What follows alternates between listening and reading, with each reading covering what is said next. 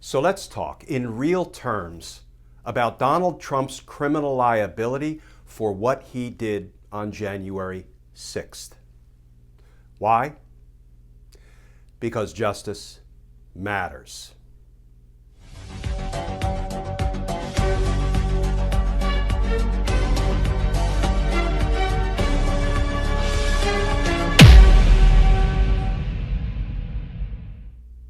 Hey all, Glenn Kirshner here.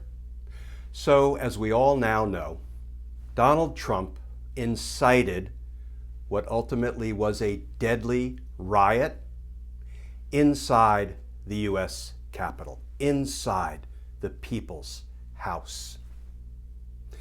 Now, as you may know if you watch these videos, I was a federal prosecutor for decades in Washington, D.C., handling primarily violent crimes. And we could talk about all sorts of things regarding the precise criminal laws Donald Trump may have violated in what he did on January 6th. So we could talk about things like co-conspirator liability, and simply put, a conspiracy is just an agreement where a number of folks get together and agree to commit crime. And co-conspirator liability says that all members of the conspiracy are guilty for all crimes committed by the conspiracy, regardless of whether a co-conspirator personally committed the crime or not. They're all on the hook. We could talk about co-conspirator liability. We could talk about felony murder. What is felony murder? Well, that's when somebody commits a certain felony that's listed in the statute, bank robbery. Let me talk about bank robbery. I go in to rob a bank, I point a gun at the teller, I say, give me the money, and the teller drops dead of a heart attack. I didn't kill the teller, not intentionally, not purposely, but the felony murder rule says I'm guilty of murder under the felony murder principle or doctrine. We could talk about that. We could talk about a corollary in the DC law to the felony murder rule called the misdemeanor manslaughter rule. If I'm committing a misdemeanor, a relatively minor crime, but it's kind of a dangerous misdemeanor, and someone dies in the process, I could be charged with manslaughter under the misdemeanor manslaughter rule. We could talk about aiding and abetting.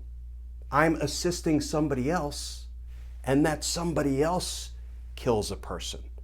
I might be held liable, criminally responsible as an aider and abetter. We could talk about all of these legal theories and the case law that has developed over the years, interpreting what these legal theories mean. We could have a robust academic discussion about what Donald Trump may or may not be on the hook for, given that he incited a riot that turned deadly. But rather than talking about an academic discussion, can I break it down in real, concrete terms? And please just bear with me for a minute, folks. I want to use a hypothetical. Let's assume that I live across the street from two families, the Smiths and the Johnsons.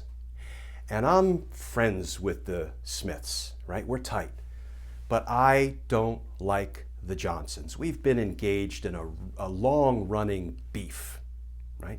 So one day, the Smiths are over my house. And I say to the Smiths, I got bad news for you. Your house was burglarized. Your stuff was stolen. Everything you care about, everything you value was taken from you out of your house. And you know who did it? The Johnsons. So here's what I want you to do. I want you to get over to the Johnsons' house. I want you to stay strong. I don't want you to be weak. I want you to stop the steal. I want you to take from the Johnsons what belongs to you, what rightfully belongs to you. And I whip up the Smith family but good. And then I point them in the direction of the Johnson household and I say, go, be strong, stop the steal. and the Smiths go directly to the Johnsons' home. They enter it without permission.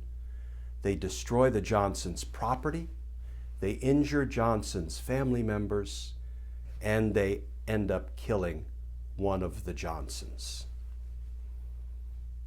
Am I responsible for what the Smiths just did to the Johnsons? But before you answer that, let me add one fact to our hypothetical. The Johnsons didn't burglarize the Smith home. The Johnsons took nothing from the Smiths. In fact, nobody burglarized the Smith home. Nothing had been taken from or stolen from the Smiths. I lied to them. Now, do you think I'm responsible for what the Smiths did to the Johnsons? You bet I am. I used the Smiths as a tool to do something bad to the Johnsons. The Smiths were nothing more than a weapon in my hand. And that's what Donald Trump did to the folks who were in the U.S. Capitol, the nation's house, the people's house, trying to certify the results of a fairly conducted presidential election. Nothing had been stolen from anyone. Donald Trump's supporters who listened to his 11 a.m. speech on January 6th, his pep talk, were nothing more than a tool in Donald Trump's hands. Even worse than that, they were a weapon. They were a loaded gun. And Donald Trump got them whipped up. He loaded 6 in the chamber or 10 in the clip. And he pointed them at the U.S. Capitol and he pulled the trigger. Donald Trump is criminally responsible for what happened at the U.S. Capitol on January 6th. The only remaining question, friends, is what are we going to do about it? And if the answer to that question, what are we going to do about it, is nothing, what does that say about us as a people, as a government, as a democracy? Because we've been doing nothing for 4 years with Donald Trump committing crime after crime after crime, with the American people being the victims. And we've done largely nothing to hold him accountable. How about this time we try doing something? And that something needs to be honest and ethical and law-abiding, but it needs to be aggressive and it needs to be apolitical. And it needs to involve presenting all of the evidence of Donald Trump's crimes to a grand jury sitting as the conscience of the community so they can decide whether to indict this criminal president or ex-president by the time we're asking the grand jury to vote out indictments, holding him accountable for what he did. This time, let's not do nothing. This time, let's try accountability and justice. Because justice matters. We have a dead Capitol Police officer. We have a dead Trump supporter, herself a veteran. How about this time we hold Donald Trump accountable for the damage and the devastation and the death he has wrought? Because justice matters. It matters. Folks, please, as always, stay safe. Stay tuned.